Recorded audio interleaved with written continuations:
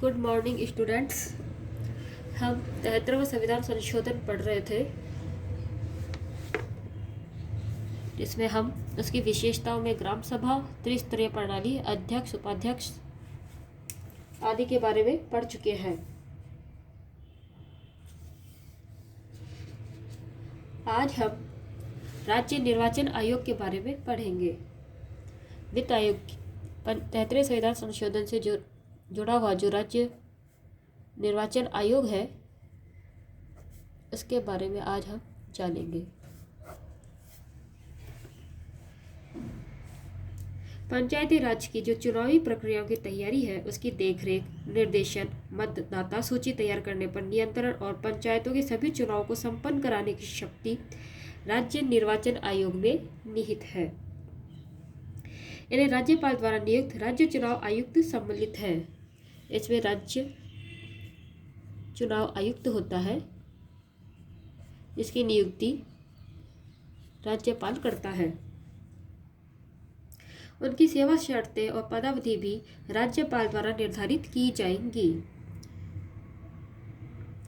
इसे राज्य के उच्च न्यायालय के न्यायाधीश को हटाने के लिए निर्धारित तरीके के अलावा अन्य किसी भी तरीके से नहीं हटाया जाएगा।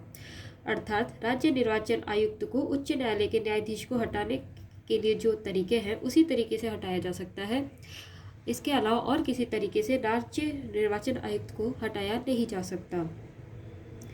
उसकी नियुक्ति के बाद उसकी सेवा शर्तों में ऐसा कोई परिवर्तन भी नहीं किया जाएगा जिससे उसे कोई नुकसान हो।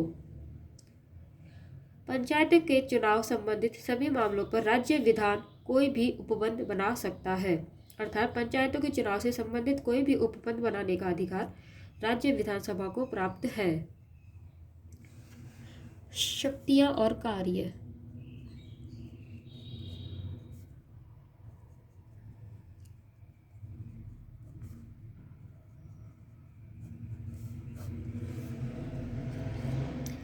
राज्य विधानमंडल पंचायतों को आवश्यकता अनुसार ऐसी शक्तियां और अधिकार दे सकता है जिसमें कि वह स्वशासन संस्थाओं के रूप में कार्य करने में सक्षम हो। अर्थात राज्य विधानमंडल पंचायतों को आवश्यक शक्तियां और अधिकार देता है ताकि वे अपने स्वशासन को ठीक ढंग से संपादित कर सके। इस तरह की योजना में उपयुक्त स्तर पर पंचायतों के अंतर्गत शक्तियां और जिम्मेदारियों को प्रत्यापित किया जाता है, जो कि ये हो सकती है आर्थिक विकास और सामाजिक न्याय के कार्यक्रमों को तैयार करने से संबंधित हो सकती है। आर्थिक विकास और सामाजिक न्याय के सौंपे जाए कार्यक्रमों को कार्यान्वित करना, जिसमें 11 अनुसूची के 29 मामलों के सूत्र भी सम्मिलित हैं। वित्त। राज्य विधानमंडल वित्त पर जो अधिकार रखता वो इस प्रकार है कि पंचायत को उपयुक्त कर, चुंगी, शुल्क लगाने और उनके संग्रहण के लिए प्राधिकृत कर सकता है। अर्थात राज्य विधानमंडल पंचायतों को उपयुक्त कर, चुंगी, शुल्क लगाने और उनके संग्रहण के लिए प्राधिकृत कर सकता है। राज्य विधानमंडल राज्य सरकार द्वारा आरोपित और संग्रहित करों, चुंगी, मार्ग कर और शुल्क पंचायतों को सौंपे जा सकते हैं। राज्यों की समेकित निधि से पंचायतों को अनुदान सहायता देने के लिए उपबंध करता है।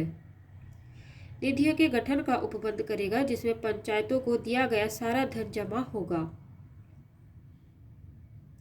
अर्थात राज्य विधानमंडल चुंगी, शुल्क लगाने और संग्रहण का अधिकार पंचायतों को देता है।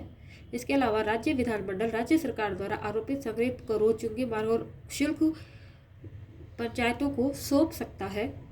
और राज्य की जो समेकित निधि है, उससे पंचायतों को अनुदान एवं सहायता भी दी जा सकती है। वित्त आयोग। वित्त आयोग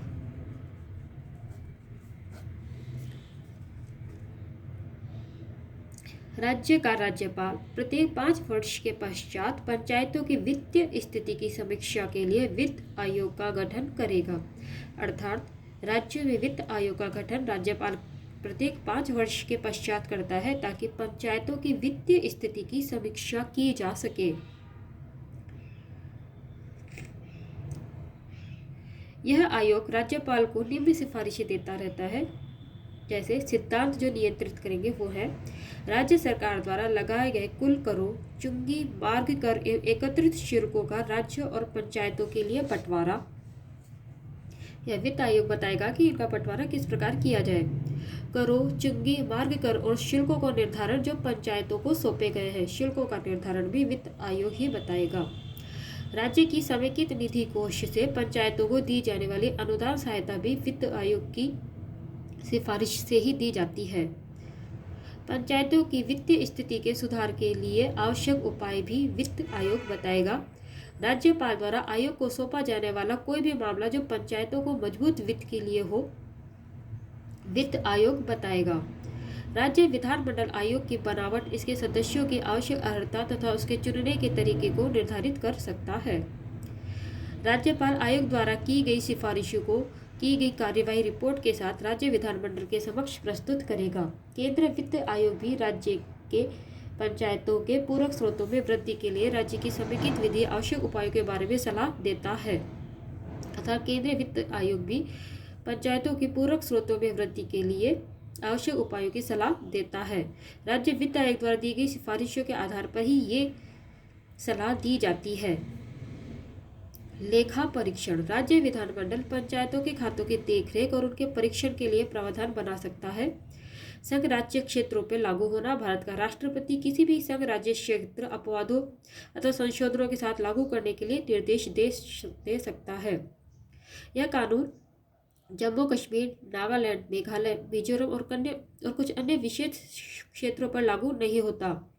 इन क्षेत्रों के अंतर्गत उन राज्यों के अनुसूचित आदिवासी क्षेत्रों में और मणिपुर के उन पहाड़ी क्षेत्रों में जहां जिला परिषद अस्तित्व में हो, पश्चिमी बंगाल को दार्जिलिंग जिला जहां पर दार्जिलिंग गोरखा हिल परिषद अस्तित्व में है, वहां पे पंचायती राज से छूट प्राप्त है, अर्थात उनकी इच्छा पर है कि वे इन्हें लागू करें या नहीं लागू करें। हालांकि संसद चाहे तो इस अधिनियम के ऐसे अपवादों और संशोधनों के साथ अनुसूचित क्षेत्रों, जनजाति क्षेत्रों में लागू कर सकती है जब वह उचित समझे।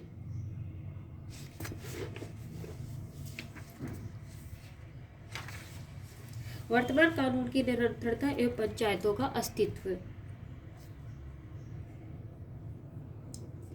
पंचायतों से संबंधित राज्य के सभी कानून प्रभावी रूप से इस अधिनियम के आरंभ होने से 1 वर्ष की अवधि होने तक लागू रहेंगे।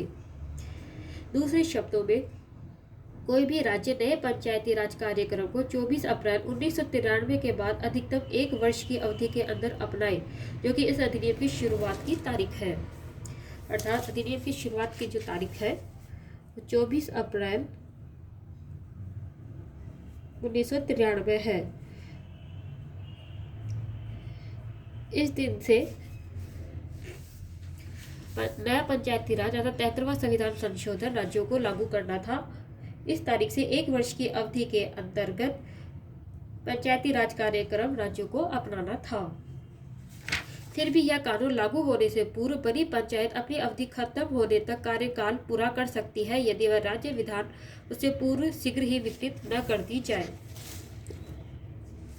इसके परिणाम स्वरूप 73वें संविधान संशोधन अधिनियम 1992 के अनुसार नई व्यवस्था अपनाने के लिए अधिकांश राज्यों ने 1993 एवं 94 पंचायती राज अधिनियम पारित किया। चुनावी मामलों में न्यायालय के हस्तक्षेप पर रोक।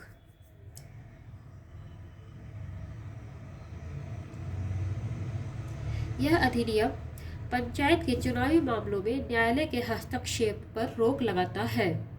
अर्थात पंचायती राज के जो चुनावी मामले हैं उसमें न्यायालय कोई हस्तक्षेप नहीं कर सकता। इसमें कहा गया है कि निर्वाचन क्षेत्र और इन निर्वाचन क्षेत्र में सीटों के आवंटन संबंधी मुद्दों को न्यायालय के समक्ष पेश नहीं किया जा सकता। इसमें यह भी कहा गया है कि किसी भी पंचायत के चुनावों को राज्य विधानमंडल द्वारा निर्धारित प्राधिकारी अथवा तरीके के अलावा चुनौती नहीं दी जा सकती।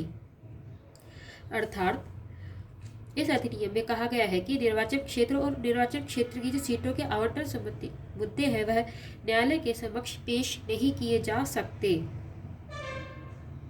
इसके अलावा पंचायत के चुनावों को राज्य विधानमंडल द्वारा निर्धारित प्राधिकारी अथवा तरीके और इसके अलावा किसी तरीके से चुनौती नहीं दी जा सकती।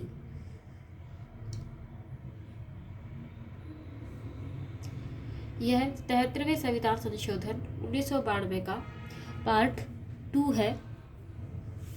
धन्यवाद।